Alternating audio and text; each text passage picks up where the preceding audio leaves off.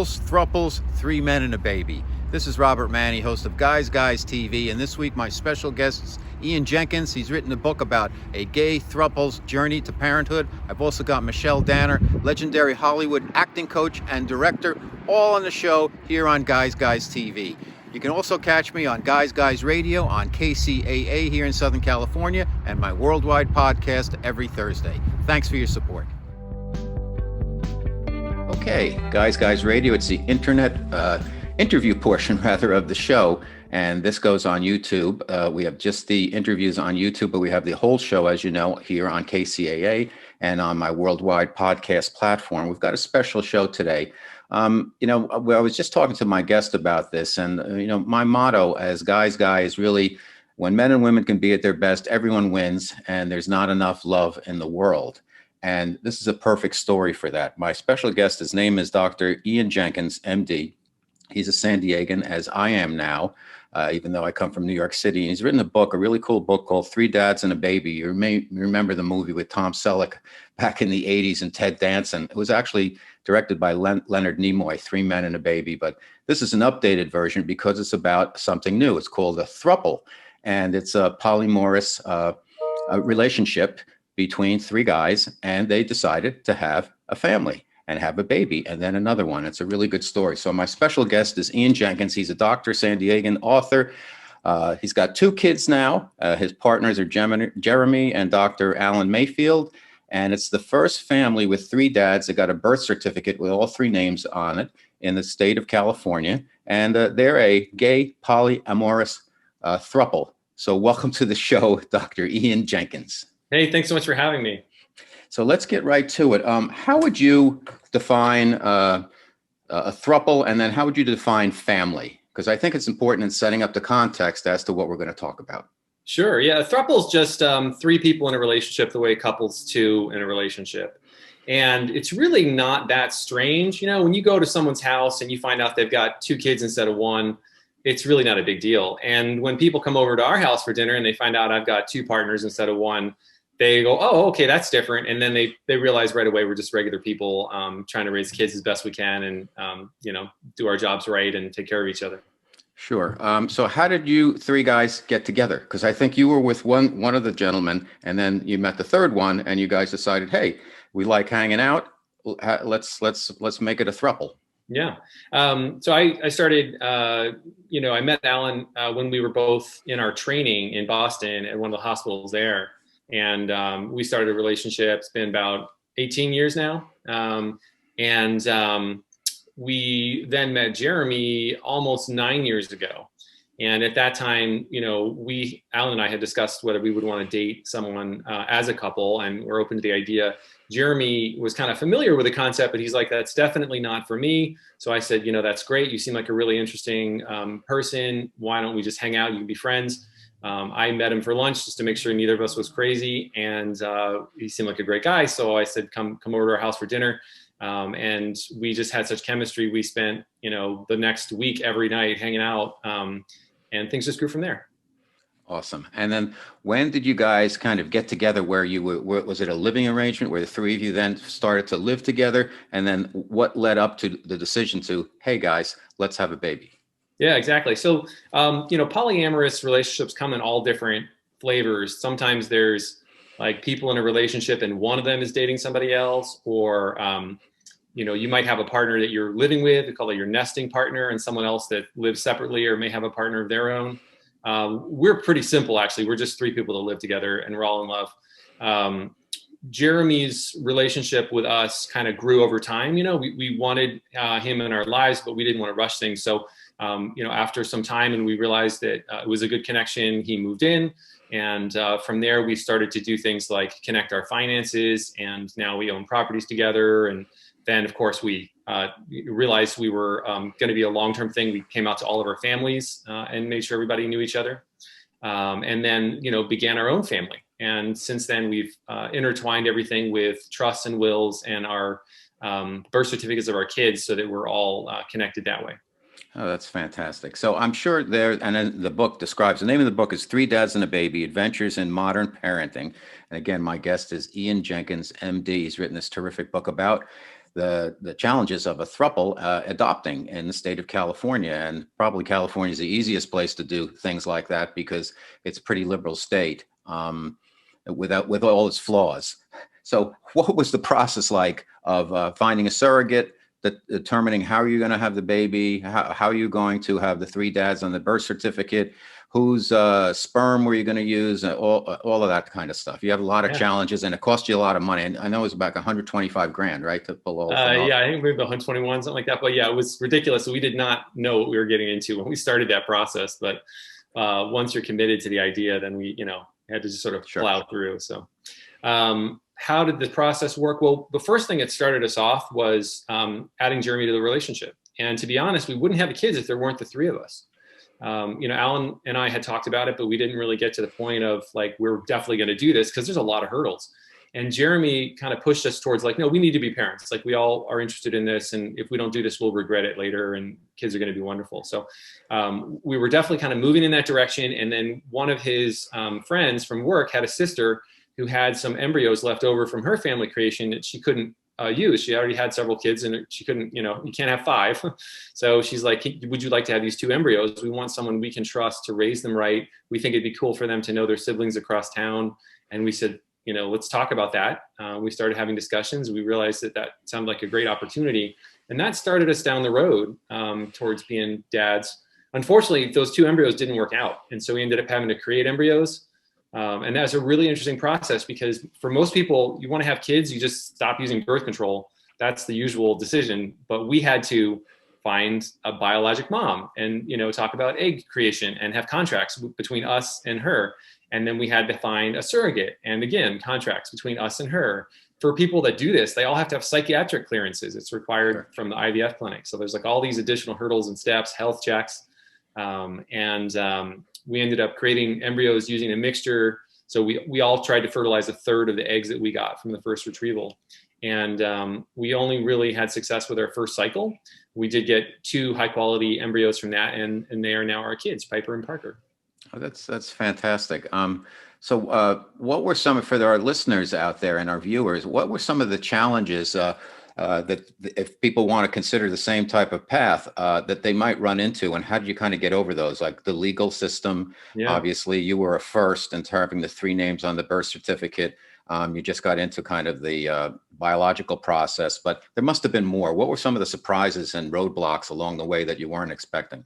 Yeah. So the first thing is like, we hadn't done surrogacy before or IVF, and so we didn't know these things, but there's lots of tricks to reduce the cost and make it easier. And anyone who's getting into this process needs to do their research first. Talk to people that have done it, read books about it. I have some pointers in my book. There's also a book called Conceivabilities, which is fantastic and describes the journey of this woman who realized that she could get IVF done for a fraction of the cost. I wish I had read it before we started. But there are some tricks, like when you go to an IVF doctor, they're going to say, you need this test of your uterus, or you need to have these STD screens and things like that. And then they just bill you for it. But you can have all of that done through your insurance. Insurance might not pay for the implantation or the medications, but they'll pay for the tests. And so your doctor's not going to tell you that because they want to make money. So you got to know those things ahead of time, get that work done with your primary clinic. It's covered by insurance, then come back to the doctor and say, now we're ready to do the implantation. So that's like one tip.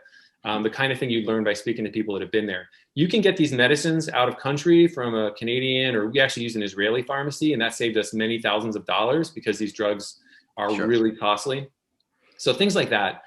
We also ran across a situation where the attorneys that did our contracts, I mean, to me, it almost seemed willful. They wrote a contract for our surrogate that said, you'll have this, adopted embryo implanted, and you agree to all this and everything, and that was fine. But then when we did egg creation of our own or embryo creation of our own, they're like, you can't use that contract because it specified adopted embryos, and you're going to be making fresh embryos. Well, legally, I mean, medically, it makes no difference, but legally, we had to like redo the contracts, and we're like, why didn't you think about that? You're supposed to represent our needs and anticipate that we could have future children rather than just one attempt, So like thinking about those things before you go in can save you a ton of money. And that's just the general IVF stuff. Mm-hmm. We had all these additional hurdles being in a throuple. So at the time, we did not know that you could put 3 parents on a birth certificate. We assumed that someone would have to be left off. That's actually not true. There's lots of ways you can get 3 parents on a birth certificate. And there's a really good state-by-state guide on the internet you can find if you search.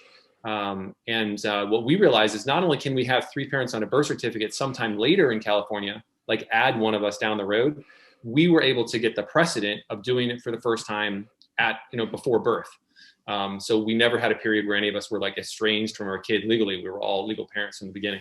And that's the first time that's happened in California. But as you noted, California is like probably the most progressive place on earth for this. It's, as far as we know, the first time that happened anywhere in the world.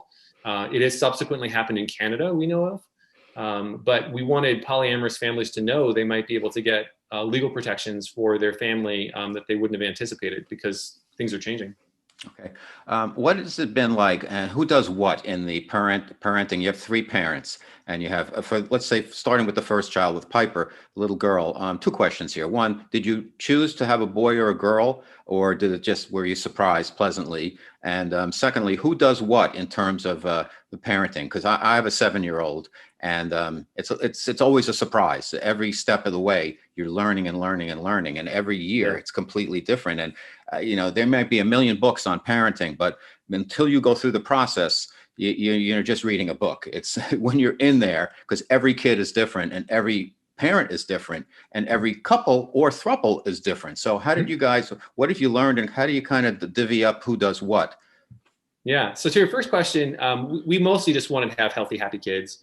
We did say if we have the opportunity to have a girl, we wanted to do that. And we wanted to do that first because girls are smarter and they develop faster. And we thought that a girl would be a better, like, big sibling to guide a younger sibling through the world.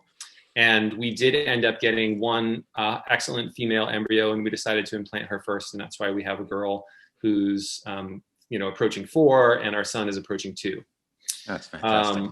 And then as far as who does what, we actually try to make it pretty spread out and distributed, because we don't want any parent to feel like they're getting, too much laid on their plate. And we also want to do it. Like, it's actually really a lot of fun to do these things with the kids and to just really benefit from the love and appreciation of kids when you do stuff with them. And so we'll basically alternate. We make sure that there's a bedtime routine that we try to stick to. And we just change who's going to do it. So who's doing hair, who's brushing teeth, who's changing, who's doing baths, who's putting the kids down. Like, we just rotate through that or help each other out. And then everything else we share too. So we all do cooking, different amounts, different things, but we all share in that responsibility. And, some of us lean a little bit more towards the cleaning, others more to the cooking, but we all make sure it's really distributed. And we think that's going to be really cool for the kids growing up, especially our girl. She's not going to grow up in a family where she sees that, like, one person does the laundry and that's a gendered thing. She's going to be like, men do everything, because, there aren't any women in this house to do the laundry or to make the food. So, she's going to see that men can and should and do, like, take all those family responsibilities and do the parenting and hug and love their kids. And that's how it should be. It shouldn't be like a gendered thing that we love kids or take care of them. Sure. Ian Jenkins, MD's my special guest on Guys Radio. We're talking about the Polyamorous throuple that he's involved in and living and loving, and his 2 beautiful children that he has, and the process of that. So how does what's the living arrangements like in your home, if you don't mind my asking? Because we go through those routines with my son, and he'll come over and he'll want to get in bed and this and that, and there never seems to be enough room. What do you do when you got 3 guys, you got 2 kids? Is everybody sleeping in different rooms, everybody together? Right? I mean, how do you balance all of that? It's a common question. And, to make matters worse, we have a 70-pound dog and a 50-pound dog. And then on top of that, we had 2 little white dogs too. They passed away since, but I mean, there were a lot of mammals to take care of. I mean, the first tip is one of my partners is 6'5". I'm 6'3", and you need a king for that. So you get yourself some king beds. You get yourself a sound machine so everyone's not waking up. That was like crucial. We can't live without those. And we kind of rotate where people sleep based on the work. So if someone's going to have the day off, and we actually have a pretty flexible schedules as far as, like, there's usually a parent home. Because we all have a slightly different work schedule. Whoever is going to be in that role might sleep downstairs next to the nursery, and then the other 2 parents might sleep upstairs. So we kind of rotate, and then the dogs go back and forth.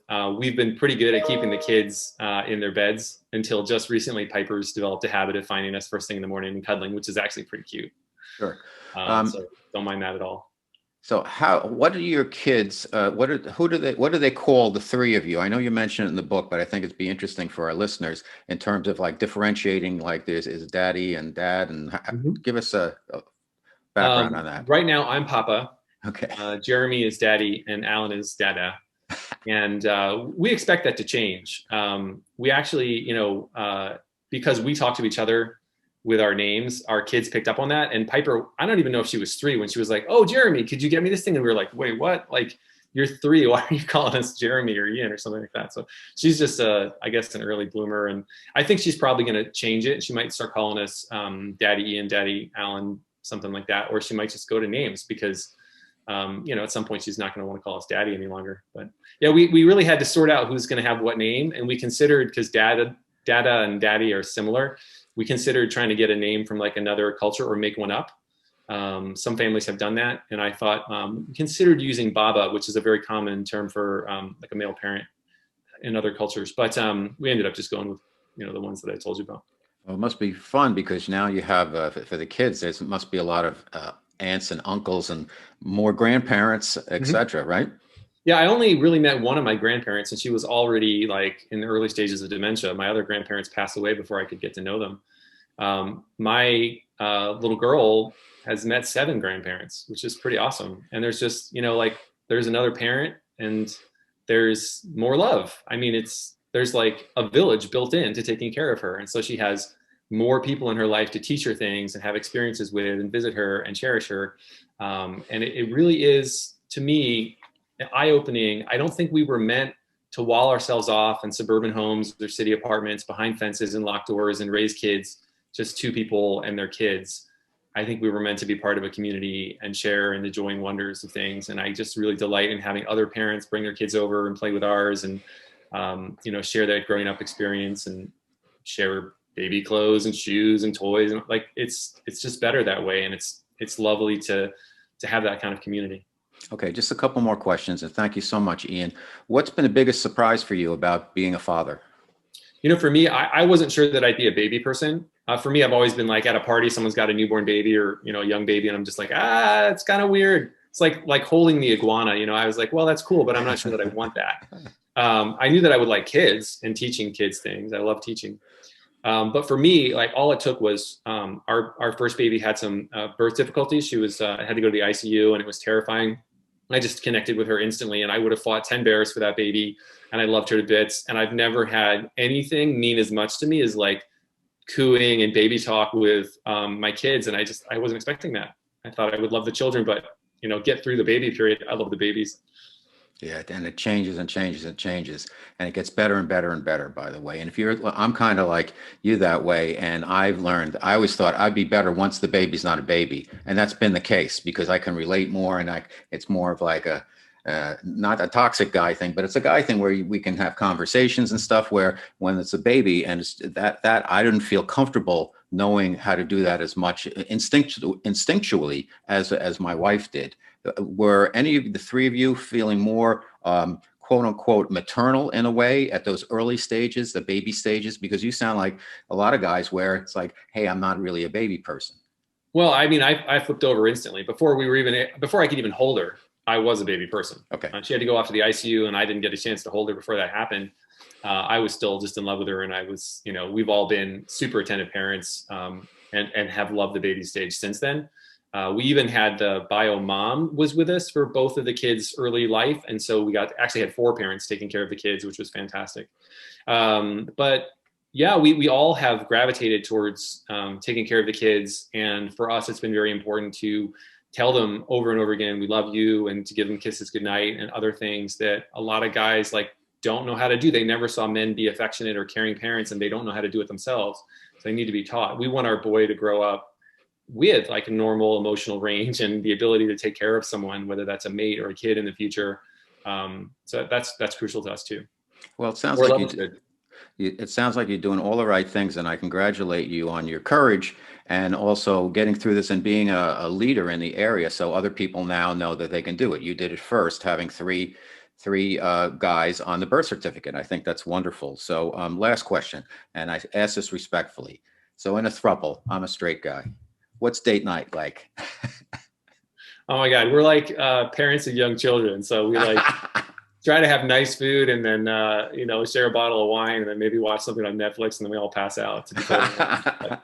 But, just let's say in general, poly families, like the main thing for poly is that you want to be focused on your partner's well-being and their happiness. And if you can delight in the happiness of someone else and you can imagine being happy for your partner that they went out on a date night and had a great time, with your other partner or with their partner, like again, these family structures can take any form. If you can be delighting in them and live vicariously and say like, I'm glad you had that experience, then you might be ready to be a poly person yourself. If that makes you feel jealous and uncomfortable, then you're not ready for that work, and you're certainly not ready to ask for any privileges yourself from a mate that you might have. But for me, like I am just really happy to see my guys happy. And if there's something they want to do, whether that's a show that I'm not interested in, or an activity or a trip or something like that, fantastic. Like there was a time they went up to a cabin in Big Bear, and I stayed home with the kids, and I had a great time just being the primary dad, and they had a great time getting away. And so, yeah, I just take care of each other, follow the golden rule, communicate, and it's all about each other's happiness and everything. So I love it. Okay, Guys Radio, our special guest, Ian Jenkins, MD. The name of the book, Three Dads and a Baby, Adventures in Modern Parenting. Where can people find out more about you, Ian, or get your book? Any social media you want to share? Instagram. That's Three Dads and a Baby with underscores in there. I also have a blog on Psychology Today, which touches on medicine issues as well as polyamory and family issues. But the book is your best bet, and you can get that at bookstore.org. You can get it at Barnes & Noble. Probably should be at local bookstores by now, and Amazon. Great. Okay. Well, thanks so much for being on Guys Radio, Ian Jenkins. Thanks. It's a delight. Keep up the good work. Thank you. I love this vibe.